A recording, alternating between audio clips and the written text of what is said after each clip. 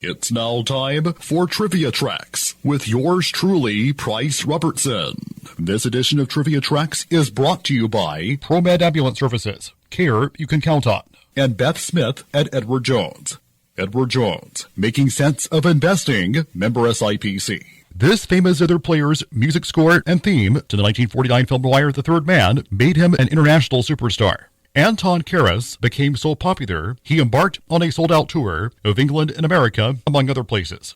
Born in Vienna, Austria in 1906, Karas wanted to become a band leader, but the family's financial situation was impossible. He later said that his first zither was one he found in his grandmother's attic at the age of 12. Karas later undertook an apprenticeship as a tool and die maker at age 14. In 1924, after finishing his apprenticeship and taking on a short-lived job as a car factory worker, Karas earned his living as an entertainer in a hirager, a type of bar, though he continued his music studies until 1928. In 1948, movie director Carol Reed discovered Karas at a cafe one day and was struck by the sound of Karas' zither. The instrument was then unknown to all America and other countries outside of Europe. Reed decided to have the music for The Third Man written by Karas, though Karas told Reed he had never even written music. Many people objected to Reed's idea, not only because Karas was a so-called musician for hire, but was also the only zither player Reed had ever heard. Moreover, it was rare during Hollywood's golden age for an entire film score to be performed on just one instrument. Nonetheless, Karas composed the score, and before long, his life was changed drastically. The Third Man became an instant box office hit. The Harry Lime theme sold 500,000 copies. Zither sales went through the roof, and Karas began touring all over the world. Cover versions of the theme would be recorded by artists such as Chet Atkins, Esquivel, and Guy Lombardo, whose own version, released the same time as Karas' version, was also a hit.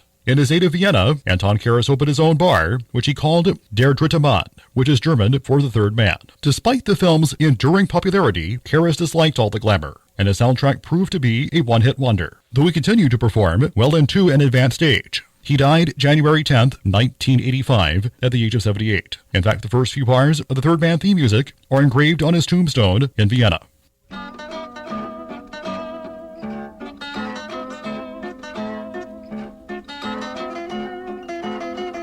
Till next time, I'm Price Robertson.